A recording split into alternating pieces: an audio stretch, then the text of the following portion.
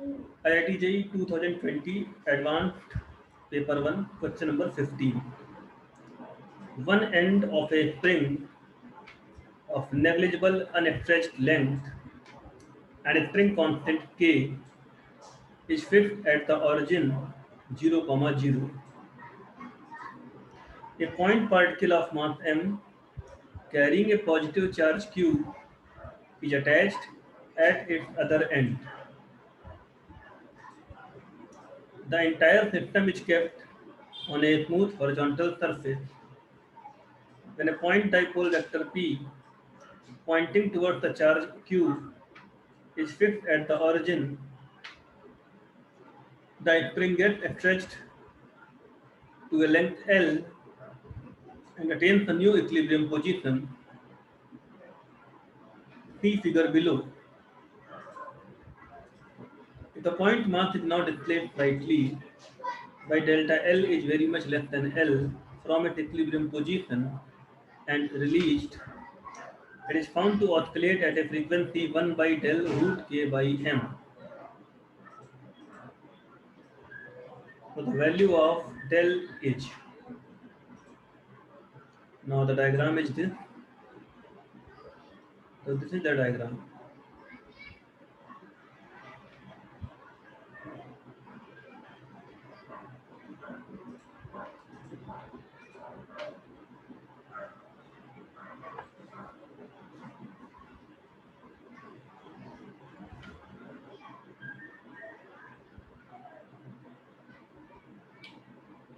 This is IIT Advanced Paper 1 Question 15.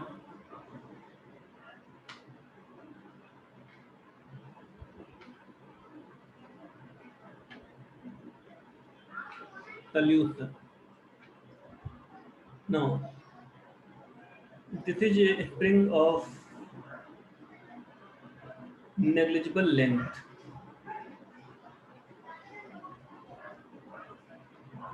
x equal to 0 पर ये located है. One end of the string is fixed and to the other end a particle of mass m and charge q is attached. Now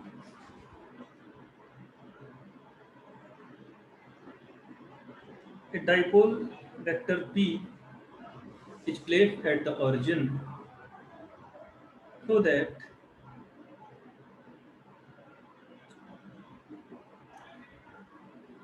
the charged particle comes to the position x equal to L, and this is the new equilibrium position. Now it is having a charge q.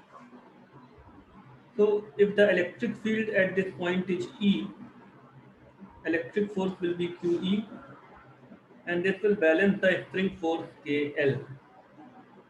Now the electric field of the dipole at an axial position is 1 upon 4 pi epsilon naught 2p by L cube, where L is the distance from the dipole. So we can say by balancing the force 1 upon 4 pi epsilon naught 2 qp by L cube is equal to KL.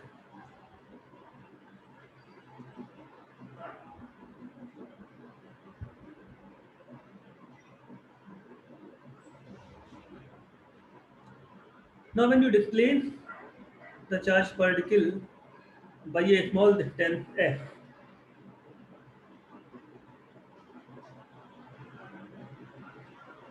so it comes to this point.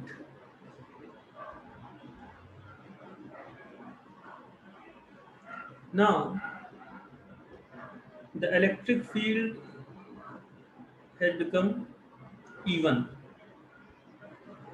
where E1 will be 1 upon 4 pi epsilon naught 2p upon L plus x cube. This can be written as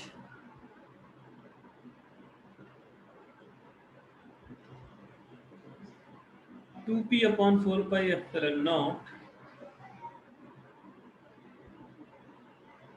1 by L cube into 1 plus x by L raised to minus 3. As x will be very small in comparison to L, this implies that E1 is equal to 2p by 4 pi epsilon naught 1 by L cube 1 minus 3x by L. Also, from this equation, let me call it equation number 1.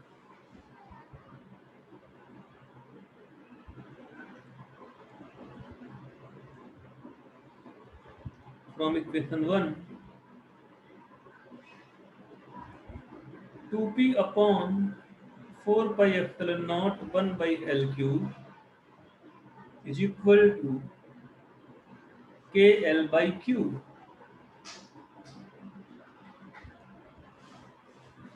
Therefore,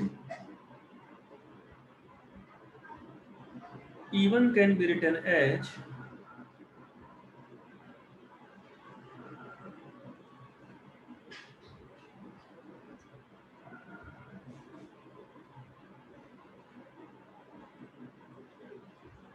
KL by Q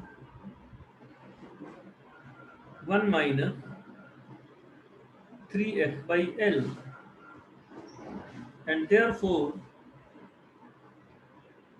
the new electric force QE1 will be KL minus 3kF. Now, in this new position, the net force on the particle is the resultant of spring force KL plus F and QE1. So net force will be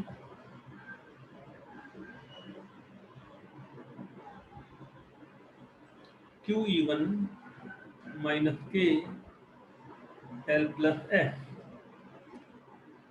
So QE1 minus K L plus F can be written as, see, the value of QE1 is this. Let me call it equation number 2. So from equation number 2, QE1 is KL minus 3K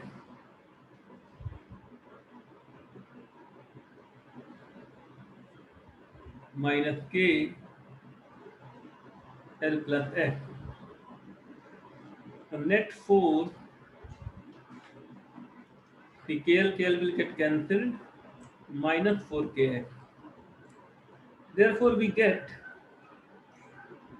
the net force is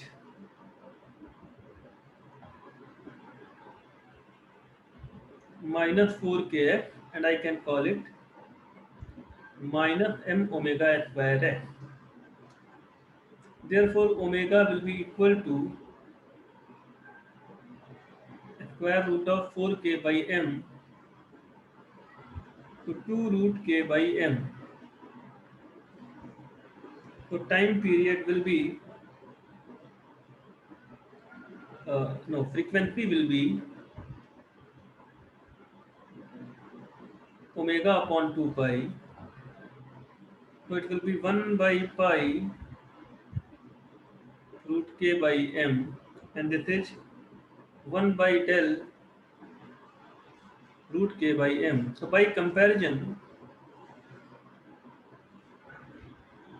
del is equal to pi.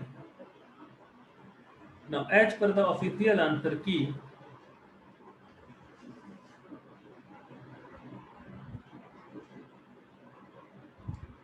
acceptable values of del are from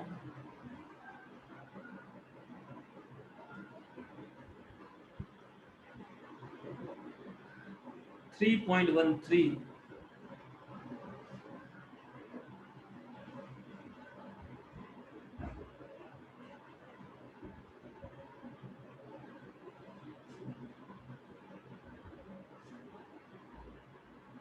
Please ignore this.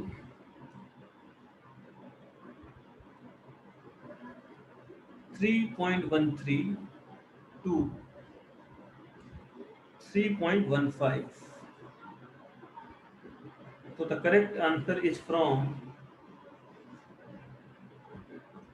3.13 to 3.15. We have already proved that del is equal to pi.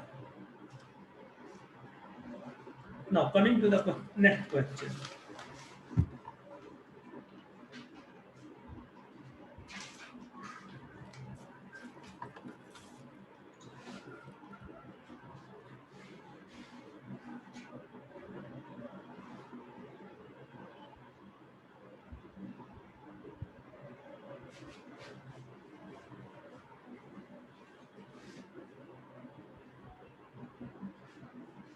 Consider 1 mole of helium gas enclosed in a container at initial pressure P1 and volume V1.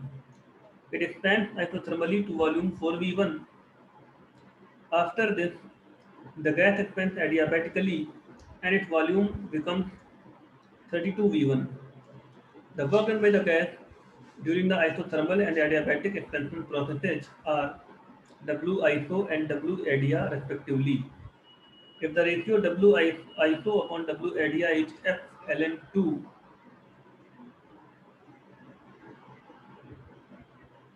then we have to find the value of F. Alright.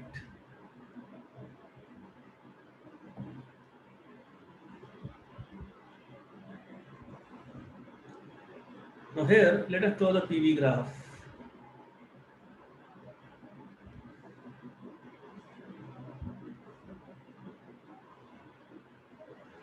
Let the initial pressure be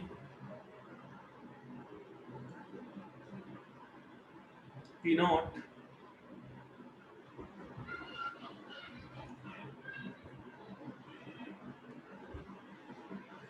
Initial pressure is P1. Okay.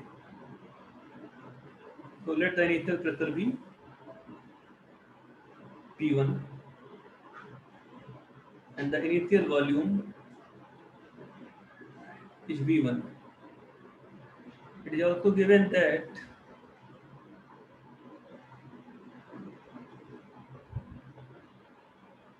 one mole of helium gas. So the temperature at this point A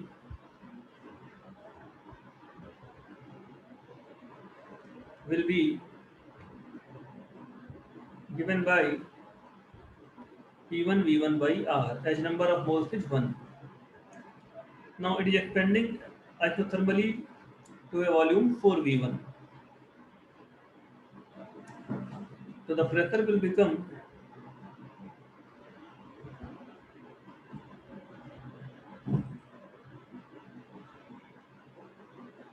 P1 by 4.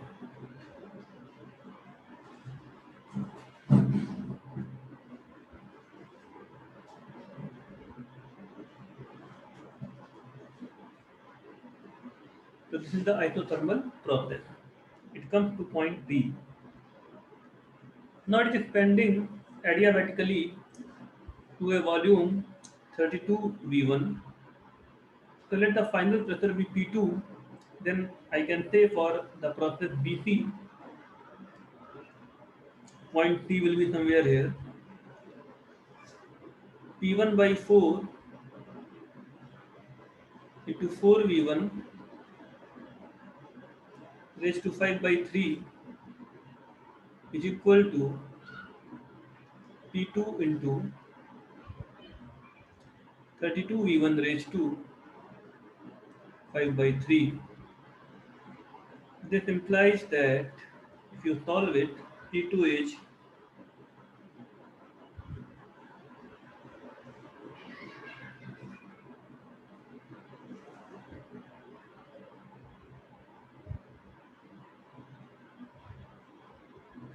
P1 by 128. So P2 will be somewhere here, and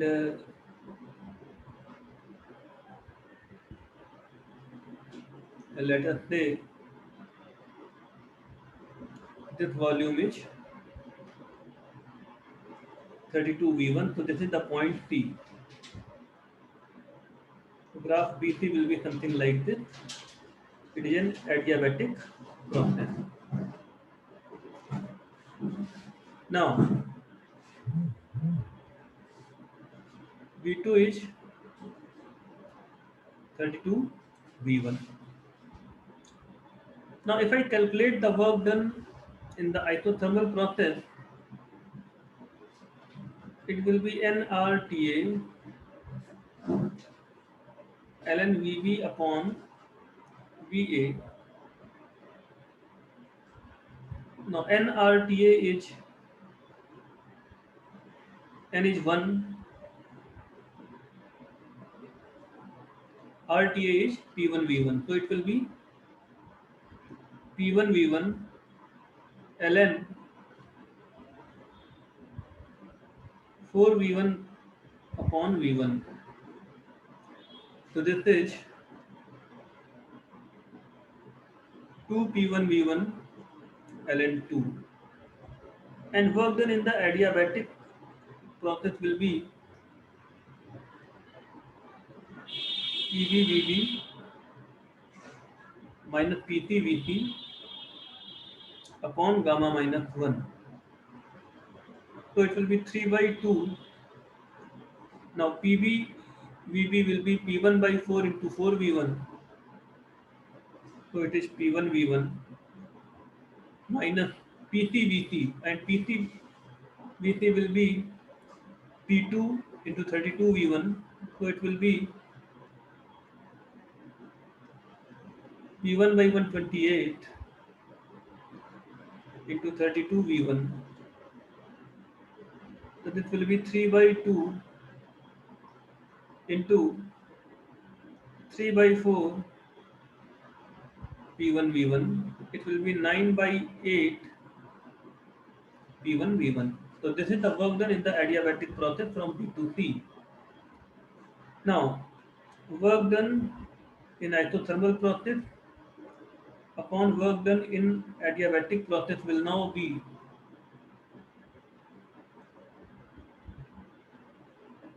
2P1V1 ln 2 divided by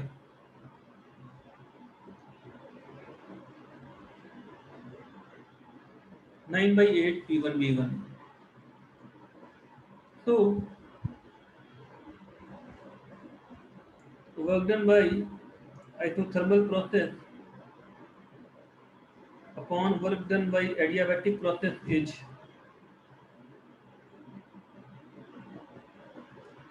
16 by 9.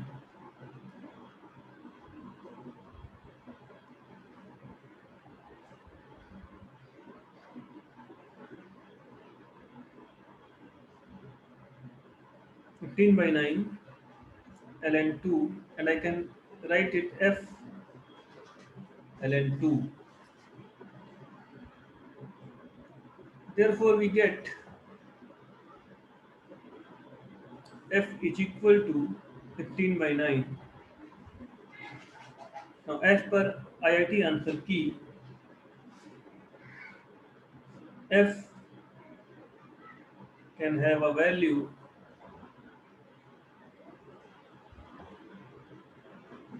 from 1.77 to 1.79. Thank you.